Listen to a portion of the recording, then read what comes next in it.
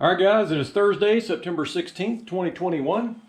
So I guess I'm going to push the chassis out here, get it out of the way, and then I'm going to get the cylinder heads dug out over here on the floor and start busting them apart.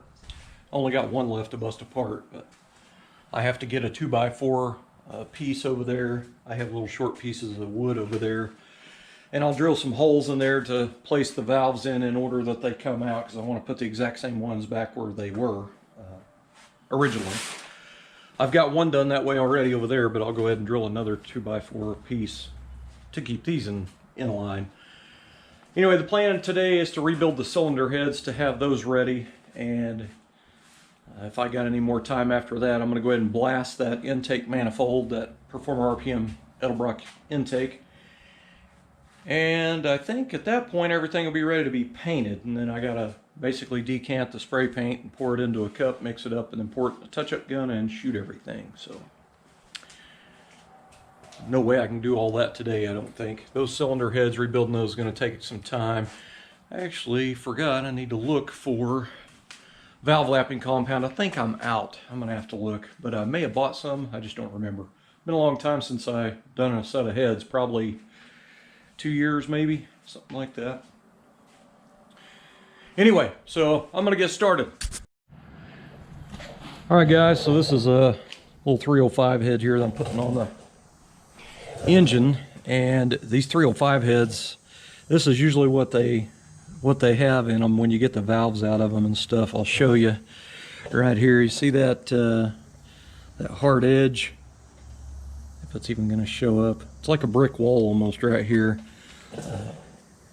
Really bad. These 305 heads have always been bad about that. They have large diameter inside. Kind of, I mean, you know, for a 305 head, they're, you know, larger in there, and then as they get down here toward the valve, they just have this smaller hole cut, and it's a sharp edge wall around it. So what I like to do is I just take a burr bit on the die grinder.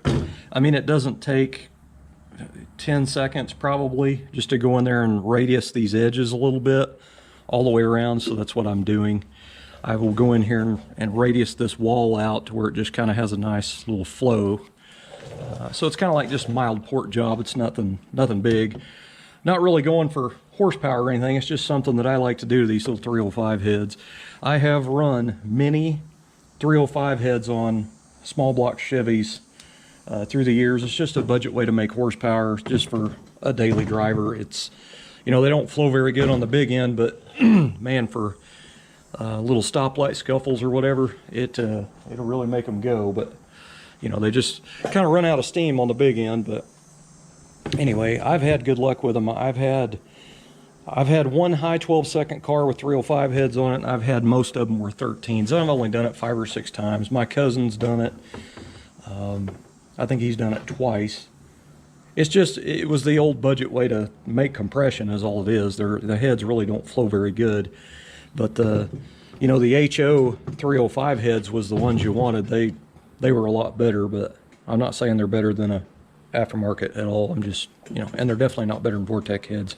But you know, when you have a 305, you've got a small chamber and you have to have 58cc heads on there. You know, if you put a 76cc 350 head on a 305, the thing ain't gonna have enough power to pass itself. So anyway, I'm gonna go in here and just radius this out real quick.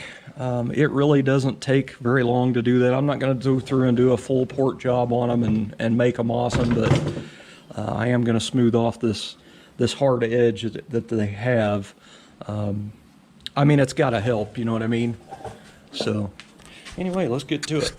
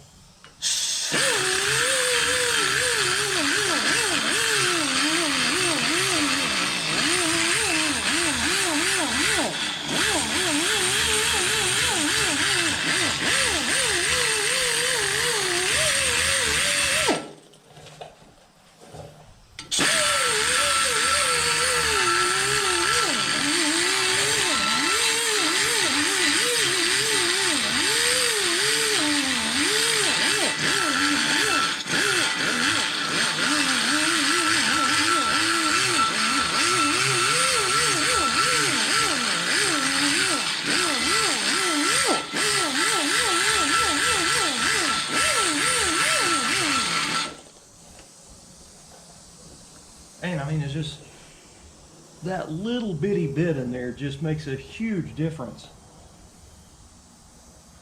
Just where that, you know, is sharp, I'm just basically rounding it off, so it's got to help airflow quite a bit. Not that I'm going for a race car, it's just, to me, it just seems like a hot spot, like it would hold heat right there on that edge, you know. So.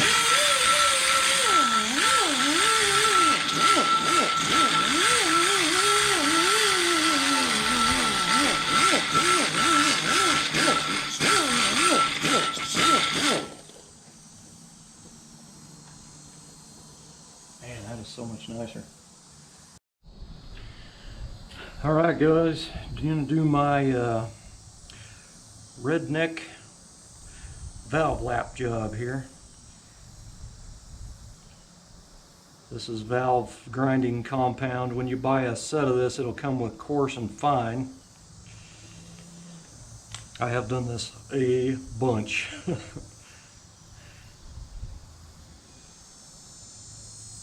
Kind of common for just an overhaul type of thing like I'm doing. I'm going to put all new valve seals in these heads, but I'm going to go ahead and lap these valves and make sure I've got a nice silver ring all the way around. Now this is the way I do it because I'm not down for using the suction cup and getting blisters all over my hands.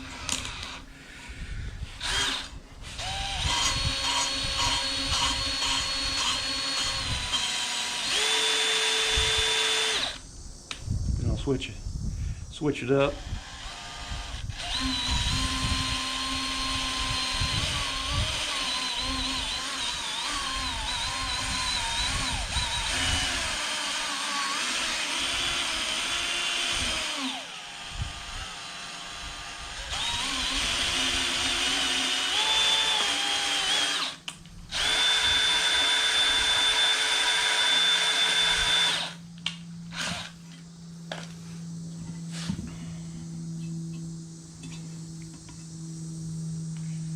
So all I'm trying to do is make sure I've got a nice, you know, shiny ring around this valve edge here, you know, and then around the cylinder head itself. If you have a spot it's not hitting, you need to keep going, and it will take a while if you've got one that's not perfectly straight. I got a nice silver ring all the way around that one. Valve's pretty nice too. It's got silver all the way around. It's got little speckles in it. It's just from, you know, being used valves.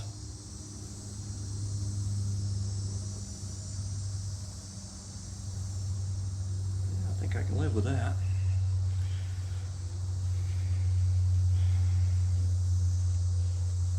Now there's only 15 more to go. How awesome is that? And each one I have to go in there with the bench grinder on the wire wheel, clean off all the old, you know, deposits and stuff off of them, and then go in there and do every single one of them. Then I gotta, you know, wipe everything down, clean it up real good, make sure all the coarse grade compound is off of it. Then I gotta switch to fine and do them all again, and then wash them and clean them again. So this will take all day long to build these heads, and I still may not even get done before 5, but I'm gonna try. Alright, so I'm starting to reassemble this thing. I give it a really good cleaning and blowing off, and you know, I'm starting to assemble the valves now, but you can see the silver around the valve seats there where they're going to seal. They cleaned up really nice. I'm pretty happy. That's a lot of work, man. It's a good half a day just in one head, and I actually already had this head torn down and degreased for the most part. So I've still got the other head to go, and it's right there. It is crusty. Anyway, I'm using, after everything's thoroughly cleaned with a rag with brake clean on it, each piece, each valve, and even the cylinder head and everything, I'm using some old motor assembly white grease. This is the only thing I ever use this stuff for. Is I just use it on the stem of the valve, just a little bit of it, to slide it in there, because I don't want it to, you know, be dry in the valve guide. But I'm happy, man. I mean, it's taking a lot of time, but you know, I didn't have to spend a lot of money. I didn't have to send it to a machine shop and, you know, taken for a ride on the money, because it's always it's super expensive to have heads redone. You know, if your valves are sloppy in your valve guides, they're going to have new valve guides in them. So that's where the biggest expense comes. But anyway, with the 305, you know, I had to use 305 heads. So anyway, carry on. Man, I tell you, I am frustrated. So my Felpro full engine gasket set, the only valve seals I got was these. And I mean, I always put these on anyway, but you know, the ones that I really wanted was the intake seals. You know, I've got a package of umbrella seals here I could use. These are the old school style, but I really like those factory replacements that are real thick rubber and they're blue, you know, and they got the gold steel ring on them. You know, it's a lot of surface area on your intake valves. You know, they're like that thick, so you get that much more surface area. There's not that much surface area on these umbrella seals, so I went in there and looked them up on the internet and I found the part number. I'm real surprised I didn't have any here, because I have tons of gaskets here from messing with cars since the early 1990s, but I do not have a set of those, and it makes me think that I ended up using a set of those on the last set of heads that I had in this box, that the last gasket set didn't come with them either. Man, that's frustrating. But, I mean, they're like $14 or $12 or something for those seals. You only get 8 of them. It's just for the intake. But the other kind of problem I've ran into is, I mean, I'm a long way away from needing an air filter assembly, no doubt. I've got to build a whole car otherwise. But I really wanted to use this air cleaner on the car. This is... you know, it's really cool. When I get done body working and primering and sanding and painting this thing black, it's going to look pretty cool. Now, I do have a pretty nice chrome 14-inch, just a lid. And anyway, that's what this basically takes. You can use just about any 14-inch open element air cleaner and use the lid and the base. But it takes a really specific air filter dimensions. And I do not know what I did with the filter out of this, but I do remember when I messed with this several years back on a 56 four-door is what I put it on. I like to never found that air filter, and I don't know what I did with it. I have looked everywhere, and I must have thrown it away the last time I cleaned up real well, just thinking it was an old used filter, which it was by then, but dang.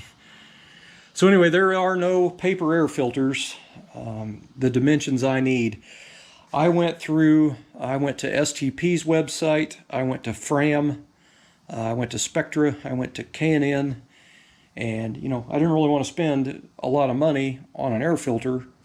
A paper one would have been just fine, but the only one I can find with the dimensions I need is a K&N, and it's $65 for that stupid filter. Now, there are a couple of pluses to that. The biggest negative for me is the money. I'd rather spend, you know, $15 on an air filter than $65. But, you know, it is a reusable, washable element. And, you know, I'll get, you know, a little bit of horsepower out of it and maybe a little fuel economy too. I'm not looking for horsepower, but it does have its pluses. It's just the negative is the biggest thing for me, and it's the money. But anyway, I guess I'll just order the stupid thing because I'm going to have it. I got to place an order to Summit for those valve seals, and I need an adjustable vacuum advance. And, you know, Summit has the thing for, you know, you spend $100, you get free shipping. Otherwise, I'll spend, you know, probably $20 or something on shipping, so I might as well get some parts. There was something else I needed, I can't remember what it was, some other little $20 something, but it should be right at about $110 probably with the things I've got that I need. Dang it. Dang it, dang it, dang it. Oh well, I gotta have it, man. Son of a gun. Alright, so here's the head, the second head that I disassembled, and I've got it ported. I say that kind of loosely. I didn't do a mega port job on these. But anyway, I just kind of radiused the edges, made it a little bit smoother of a flow. A couple of these had some really high casting pieces in there, so I ground it down smooth. But anyway, I mean, it should help a little bit. You know, I don't like oddball things in a area any type of air's got to move through. But anyway, so that one, as I've got it degreased, I've got, you know, the valves out of it and everything, and ported it. So now I've got to go through and lap the valves. I got to, you know, do all the surfacing of all the mating surfaces for all the gaskets. I had to clean all that crap up and clean each valve individually, and then degrease the valve springs and all that crap. Yeah, I mean, it's a big job, man, and it took all day, and I'm still not done. But I would have had the one head done had I had the correct seals, or the seals that I wanted, I should say. But I got a giant mess to clean up, so I'm going to get this all cleaned up, get the chassis back inside, and I guess I go in and make dinner for tonight. I got a pork loin. I'm going to take a, I guess it's a casserole dish, big one. And I'm going to stick the pork loin right in the middle of it. I'm going to open up a can of the seasoned Del Monte green beans. I'm going to drain the juice off of them and pour it all down one side of the casserole dish beside the pork loin. And then I'm going to cube up 3 just regular baking style potatoes, cube those up, and I'm going to put them down one side, and then I'm going to slice up 1 full stick of butter in little slices and just place it on top of everything. Season it all up with some Zatarain's blackened seasoning. Put aluminum foil over the top and put it in the oven for about an hour. It's going to be fantastic. You should come over for dinner.